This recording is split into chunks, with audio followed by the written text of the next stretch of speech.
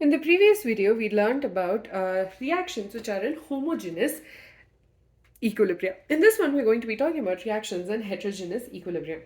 So basically, a heterogeneous equilibrium is when all the products and the reactants are not in the same phase.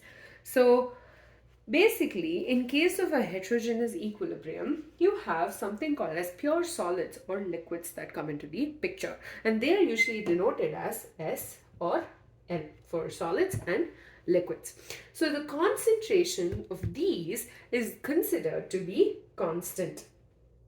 And because, so let's say for example, you have pure sodium chloride. Okay,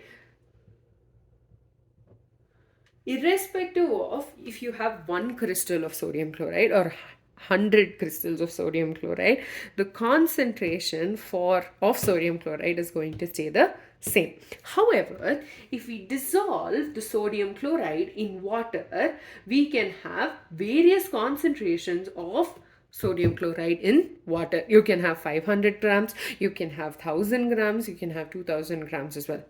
Not ideal, but so here there is a change in concentration. Whereas in case of a pure sodium chloride crystal, there will be no change in concentration.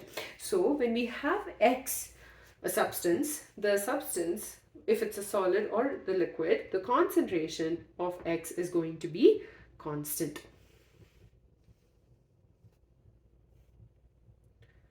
Whereas if this particular substance is dissolved in water or it is suspended in the air, it is in the gaseous state, then it is not going to be constant.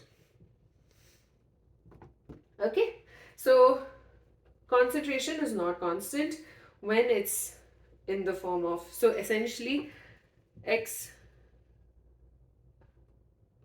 solid or X liquid, the concentration is constant, and X aqueous and X gas, the concentration is not constant. So we are going to be considering a chemical reaction where we have a thermal decomposition of calcium carbonate. So this reaction is given in your textbook. So CaCO3, which is a solid, on heating is in equilibrium with CaO, which is also a solid, plus CO2, which is a gas. Now Kc for this particular equation is going to be equal to concentration of CaO into the concentration of CO2 divided by concentration of CaCO3. And since CaCO3 and CaO are pure substances and they're pure solids, the concentration of these two can be removed.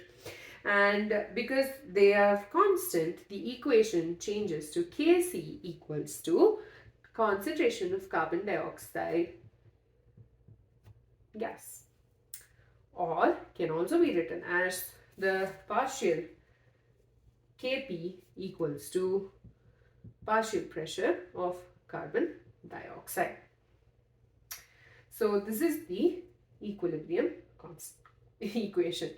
So at a particular temperature, the equilibrium is equal to the equilibrium partial pressure of carbon dioxide is equal to the value Kp, that is the equilibrium coefficient.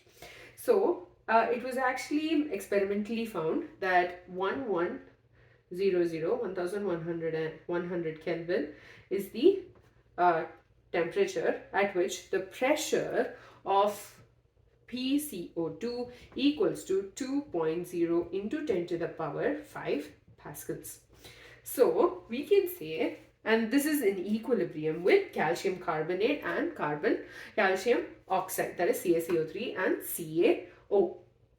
So when we substitute the values, Kp equals to 2.0 into 10 to the power 5 pascals. Okay, this can also be written in terms of bar. So 1 bar equals to 10 to the power 5 pascal. So 1 will be equal to 1 bar divided by 10 to the power 5 Pascal. So when we substitute this, if you remember, you had these unit conversions in the first chapter. That's basically what we're doing over here as well. 10 to the power 5 Pascal and PA to the power 5, 10 to the power 5. So 2.0 bar.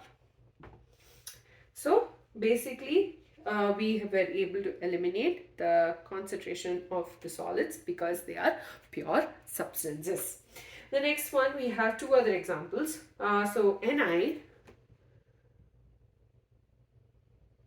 plus 4CO gives rise to NiCO4 gas is also a gas.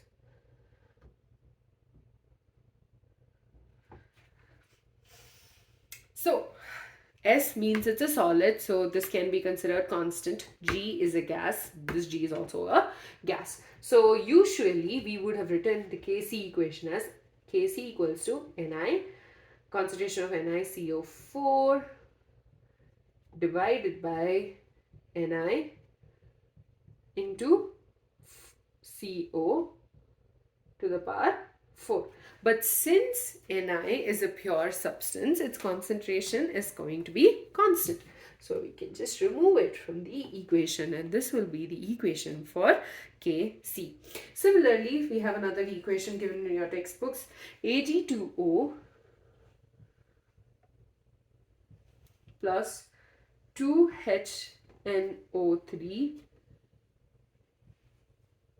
gives rise to 2AgNO3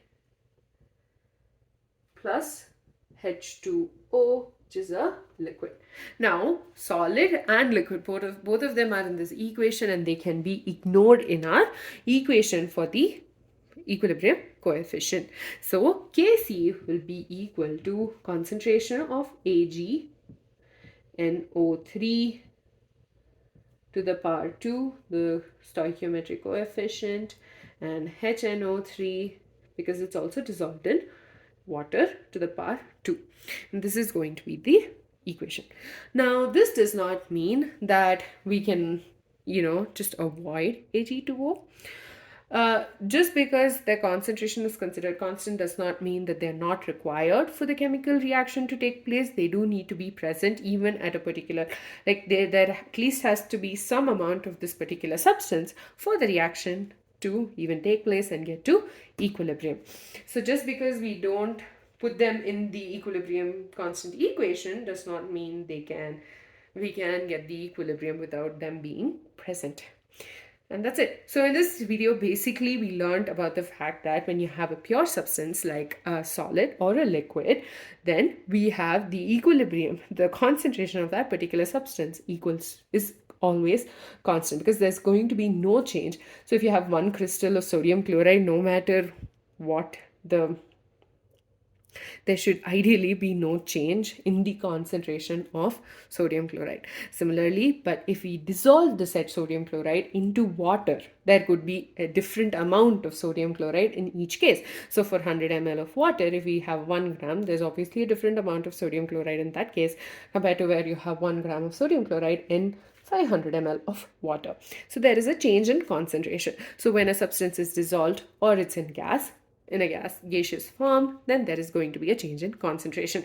And that is all we learned in this video. We also talked about the reaction, the decomposition of calcium carbonate to give us calcium oxide and carbon dioxide, and spoke about how Kp is related to the value of partial pressure of carbon dioxide. With that, we're done with reaction and heterogeneous equilibrium. In the next video, we will be discussing the example problem given in your textbook.